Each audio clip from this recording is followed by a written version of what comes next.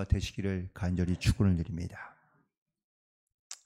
사실 오늘이 성금요일이고요. 그래서 사순절의 거의 마지막 날인데 순서지에 보면 여러분들 아시겠지만 내일까지 이렇게 저희 사순절 기도회가 마지막까지 준비되어 있습니다. 따라서 많이 기도하고 고민받는데 내일도 역시 내일 새벽까지 새벽 기도를 그냥 그대로 진행하는 걸로 할 테니까 여러분들 사고 없으시고 그리고 함께 해주시면 감사하겠습니다. 그리고 부활주일 새벽까지 여기 이어져 갈 텐데 여러분들까지 하나님을 향한 믿음을 가지고 또 이 사순절 기도를 잘 마무리하며 나아갈 수 있는 그런 모든 성도들이 되시기를 다시 한번 주님의 이름으로 간절히 부탁을 드립니다. 오늘 본문에 있는 말씀 가운데는 예수님께서 십자가에서 하신 말씀과 또한 십자가를 지시고 난 다음에 또 부활될 때까지 일어났던 그런 아주 특별한 어떤 자연적인 현상뿐만 아니라 또한 놀라운 기적의 사건들이 나타나고 있는 것을 보게 되는데, 특별히 오늘 본문에 있는 말씀을 통하여 예수님께서 이 땅 가운데 메시아로 오시고 또한 메시아가 이 땅 가운데 메시아로 오셨지만 죽음을 당하시고 난 이후에 어떻게 부활의 승리를 하고 있는지를 우리 가운데 말씀하고 있는 것을 볼 수 있습니다. 특별히 예수님께서 십자가의 상에서 하신 말씀을 가상칠언이라고 이렇게 얘기하는데, 여기서 말하는 가상이란 만들어내거나 아니면 또 어떻게 거짓적으로 혹은 또 우리가 상상할 수 있는 그런 이야기가 아니라 십자가 상에서 말씀하신 그런 7가지의 말씀에 대하여 말하고 있는 것을 알 수 있는데요. 오늘 본문에 있는 말씀의 46절에 있는 말씀 가운데 예수님께서 십자가 상에서 하신 말씀 가운데 순차적으로 봤을 때에 4번째에 해당하는 바로 엘리 엘리 라마 사막단이라는 이 말씀을 하신 것을 기록하고 있고, 50절에는 예수께서 다시 크게 소리 지르시고 영혼이 떠나셨다라고 기록되어 있는데, 마태복음에는 이 말씀이 구체적으로 기록되어 있지 않는 것을 볼 수 있습니다.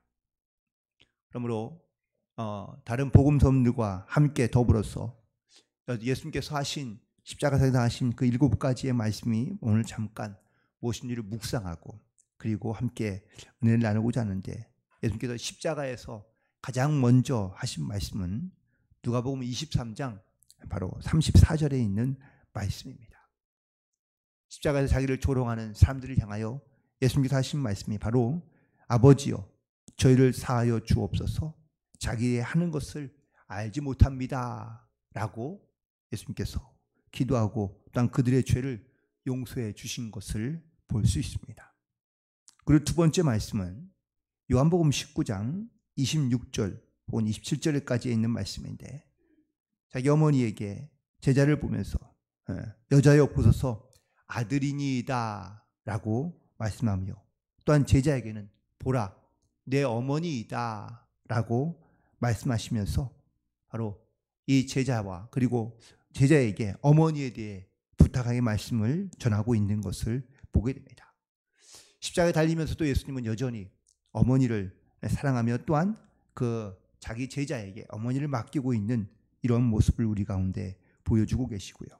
세 번째 말씀은 바로 누가복음 23장 43절에 있는 말씀인데, 자기 곁에 있던 강도들 가운데 회개한 강도에게 하시는 말씀입니다.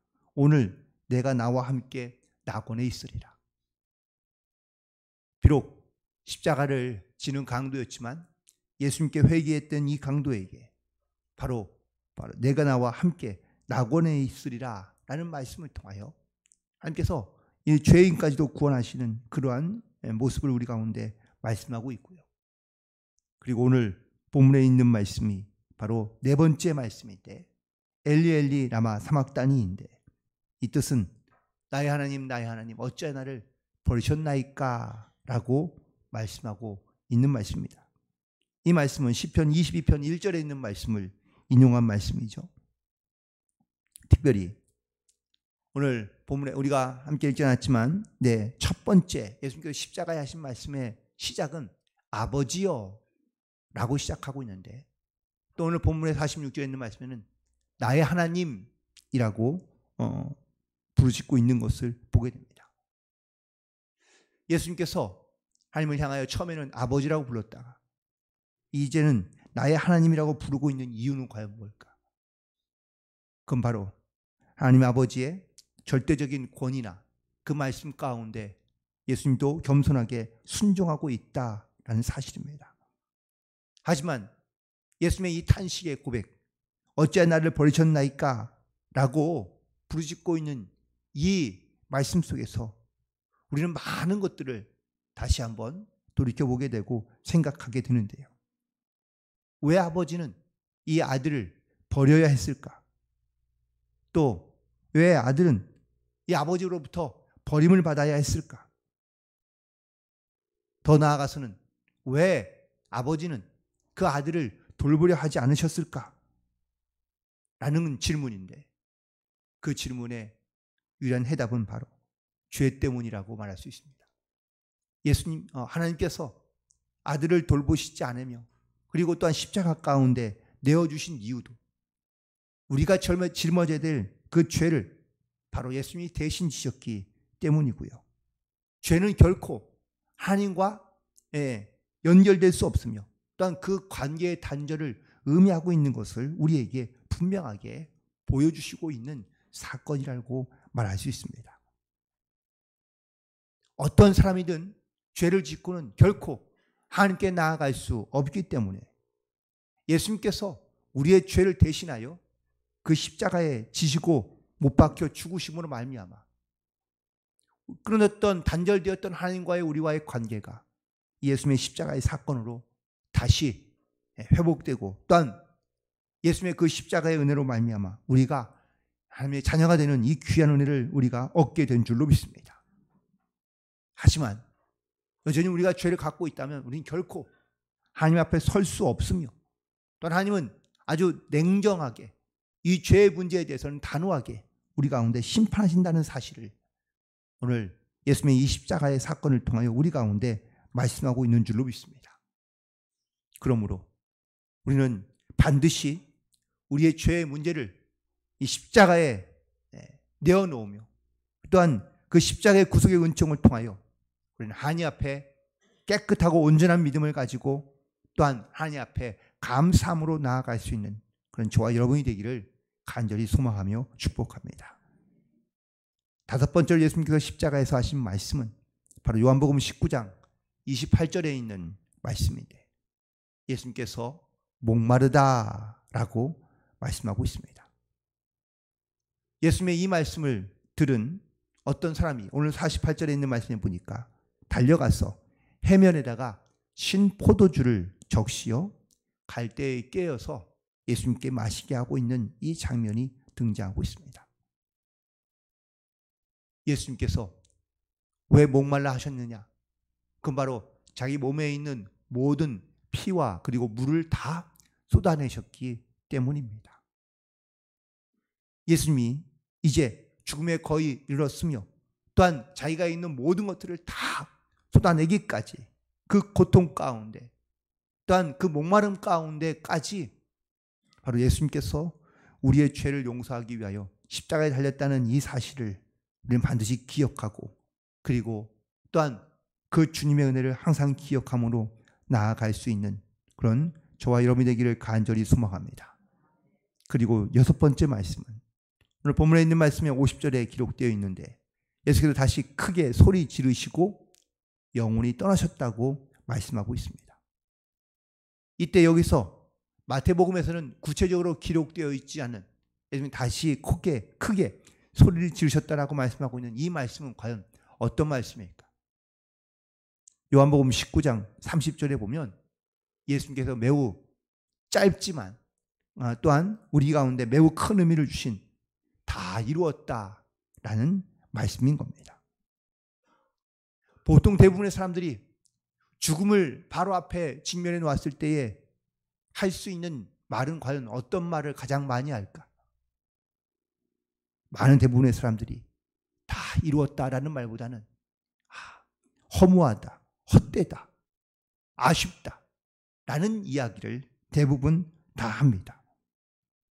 왜냐하면 세상에서 꿈꾸며 소망하며 또한 내 인생 가운데 이루고 싶었던 모든 일들이 여전히 남아있기 때문이라고 말할 수 있는데요. 내 인생의 막을 내릴 때 대부분의 많은 사람들이 이렇게 허무하다, 헛되다, 아쉽다 라고 말하지만 예수님은 이 땅에 소망을 두는 것이 아니라 하나님 나라에 소망을 두며 또한 하나님이 나에게 맡겨주신, 예수님께 맡겨주신 모든 일들을 다 이루었기에, 그 주님의 나라에 대한 소망을 가지고 있었기에 예수님은 다 이루었다라고 말씀하신 줄로 믿습니다. 그리고 마지막으로 예수님께서 하신 7번째 말씀은 누가복음 23장 46절에 있는 말씀인데, 아버지여 내 영혼을 아버지의 손에 부탁하나이다 라고 말씀하시며 그리고 숨지셨다고 기록되어져 있습니다. 이 말씀을 통하여 우리가 반드시 기억해야 될 것, 내가 하나님 앞에 부탁하거나 또한 우리가 궁극적으로 우리 하나님 앞에 부탁의 말씀을 드릴 것이 있다면 바로 내 영혼을 아버지의 손에 맡기며 살아갈 수 있는, 이런 귀한 믿음을 가지고 살아갈 수 있는 그런 우리 모든 성도들이 되시기를 간절히 소망하며 축복합니다. 이처럼 주님께서 우리 가운데 말씀하시고 보여주신 이 십자가상의 7가지의 말씀이 바로 예수님의 삶의 전체 또한 사역의 전체의 모습을 보여주고 있으며 또한 정리된 모습이라고 말할 수 있습니다.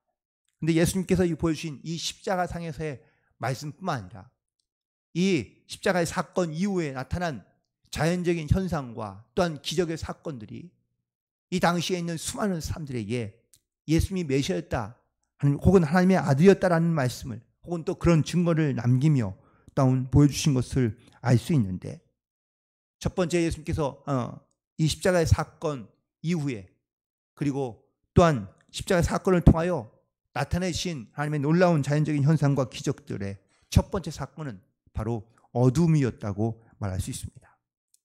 오늘 45절에 있는 말씀에 보니까 제6시로부터 온 땅에 어둠이 임하여 제9시까지 계속되었다고 말씀하고 있습니다. 성경에 기록되어 있는 유대인의 시간으로는 제6시부터 제9시까지가 어둠이었다고 말하는데, 이 유대인들의 시간을 지금에 있는 우리의 시간표로 바꾸면 바로 낮 12시부터 그리고 오후 3시까지 어둠에 쌓여 있었다라고 말씀하고 있습니다. 결국 밝은 대낮에 빛을 잃어버리고 그리고 어둠이 있었던 이 사건이 바로 예수님께서 십자가에 달릴 그 시간에 나타났던 그런 현상이며 모습이었다는 것을 말하고 있습니다. 어둠은 세상이고 빛은 예수님이신데 그 빛이 이제 빛을 잃어 오히려 어둠 가운데 들어가게 되었다는 것을 상징하고 있는 말씀이지만, 이것이 다시 또 예수님의 빛으로 오신 예수님께서 다시 밝게 빛나며 또한 불하신 그 사건을 통하여 바로 이 땅 가운데 모든 어둠이 사라지고 빛 가운데 나타나게 될 예수님의 역사와 은혜를 상징적으로 보여주고 있는 사건이라고도 말할 수 있습니다. 두 번째 사건은 바로 51절에 등장하고 있는데, 51절에 보니까 성소 휘장이 위로부터 아래까지 찢어져 둘이 되었다고 먼저 말씀하고 있습니다. 특별히 이 지성소 안에 있는 이 휘장은요, 성소 휘장은 대제사장이 들어갈 수 있는 그런 지성소와 그리고 또한 성소를 구분해주는 그러한 천막입니다. 그런데 이 두께가 거의 손바닥 이상의 두께 정도 되거든요. 높이도 60피트니까 30m까지는 안 되지만 거의 30m 가까이 되는 그러한 큰 높이를 갖고 있습니다. 그런데 이렇게 무겁고 두터운 휘장, 사람이 칼로 찢어도 찢어지지 않는 이 휘장이 위로부터 아래까지 반으로 찢어진 겁니다. 이 사건 때문에 모든 이스라엘에 있던 대제사장들과 그리고 또한 모든 이스라엘 백성들이 두려움을 갖게 되었다고 기록되어져 있는데, 이 휘장이 갈라진 사건을 통하여 하나님께서 우리 가운데 주시는 말씀과 메시지는 바로 우리 하나님과 우리 사이 가운데 막혀있고 단절되었던 그러한 모든 것들이 다 깨어지고 또한 찢어져서 하나님과 우리와의 영적인 관계가 매우 가까워졌으며, 또한 더 나아가서는 바로 유대인들과 이방인들을 예수님께서 이 십자가의 사건으로 하나가 되게 하신 바로 역사적인 사건이며 증거하는 것을 보여주고 말씀하고 있다는 사실입니다.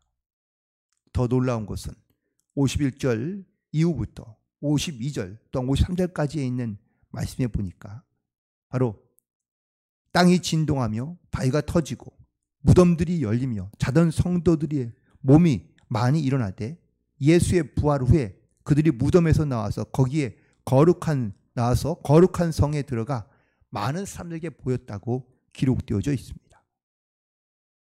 여러분들, 이 사건을 다시 한번 되짚어 보며 상상해 보시기 바랍니다.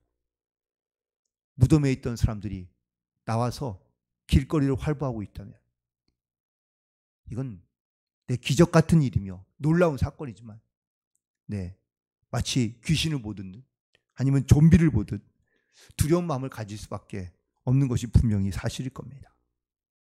놀랍게도 예수님의 부활 이후에 죽었던 사람들이 다시 살아나서 예루살렘의 성에 들어가 그들을 몸을 보이며 또한 그래서 살아난 것을 증거하였다고 말씀하고 있고 또한 기록되어져 있는 것을 보게 됩니다. 이것이 바로 예수님의 십자가의 상에서 돌아가시고 또한 부활하시고 난 다음에 일어났던 놀라운 자연적인 현상과 기적적인 사건들이 바로 예수님의 부활 때에 함께 있던 것을 보게 됩니다.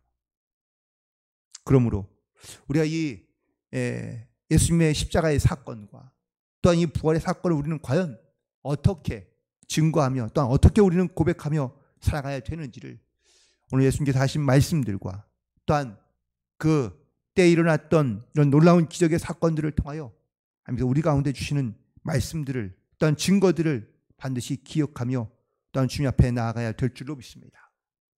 이 사건들을 보면서 예수님의 죽음을 집도하고 또한 가장 가까이에서 예수님의 죽음을 보았던 로마의 군인들 그리고 백부장이 어떻게 고백하고 있는지를 여러분들 오늘 본 말씀에서 볼 수 있는데 54절에 있는 말씀입니다.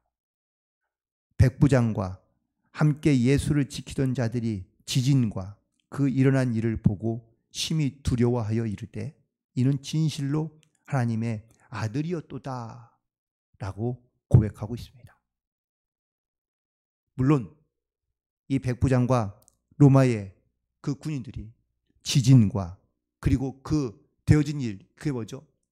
무덤이 열리고 죽었던 자들이 나와서 바로 그 몸을 드러내며 증거했던 이 사건을 통하여 바로 백부장과 그 군인들이 진실로 하나님의 아들이었다고 고백하게 되었다라는 겁니다. 우리는 십자가의 이 사건이 그냥 단순히 나의 죄만 하나님께서 구원하시기 위한 사건이 아니라 이 땅 가운데 또한 이 땅을 살아가는 수많은 하나님의 백성들 가운데 이 부활의 능력이 무엇이며 또한 부활의 증거가 무엇인지를 우리 가운데 말씀하시며 증거하고 있는 줄로 믿습니다. 그러므로 우리는 먼저 이 주님의 가신 길을 우리도 본받아 우리도 마지막 때 심판 때 우리 하나님 앞에 섰을 때에 우리가 여전히 아쉽거나 아니면 허무하거나 혹은 또 헛된 것을 쫓았다라고 말하는 것이 아니라 주님의 말씀과 명령을 따라 내가 모든 것을 다 이루었다라는 이러한 귀한 예수님의 고백처럼 우리도 주님 앞에 또한 하나님 앞에 이 귀한 믿음의 고백을 가지고 나아갈 수 있는 그러한 모든 성도들이 되기를 간절히 소망하며 축복합니다. 사도 바울이 그가 믿음의 아들인 디모데에게 했던 말씀 가운데 내가 선한 싸움을 싸우고 나의 달려갈 길을 마치고 믿음을 지켰으니 이제 이후로는 나를 위하여 의의 면류관이 예비되어 있다고 이렇게 고백하며 또한 그에게도 그렇게 권면했던 것처럼 우리도 이 의의 면류관을 바라보며 기다림으로 그리고 하나님 앞에 믿음으로 끝까지 나아가며 다 이루어 하나님께 영광을 돌리며 살아갈 수 있는 그런 복된 삶이 되기를 주님의 이름으로 간절히 축원을 드립니다. 그리고 더 나아가서 우리는 그 믿음의 모습을 지키기 위해서 이 선한 싸움 가운데 끝까지 나아가기 위하여 우리는 영적으로 무장되어 하나님 앞에 나아갈 수 있게 되기를 간절히 소망합니다. 십자가를 의지하며 또한 십자가를 붙들고 그리고 십자가와 함께 심지어 예수님도 자기의 십자가를 지고 따라오라고 우리 가운데 말씀하고 계시는데 하나님께서 나에게 맡겨주신 십자가가 있다면 그 십자가를 믿음으로 지고 끝까지 주님 앞에 순종함으로 나아가는 그러한 우리의 삶이 되어 하루하루 내 삶에서 이 주님의 소망을 이루어가며 또한 영적 그리고 육적 모든 싸움 가운데 우리가 믿음으로 승리하며 주의 뜻을 온전하게 이루어 하나님의 영광 가운데 살아가는 그런 승리하는 복된 하루가 되시기를 주님의 이름으로 간절히 축원을 드립니다. 기도하시겠습니다.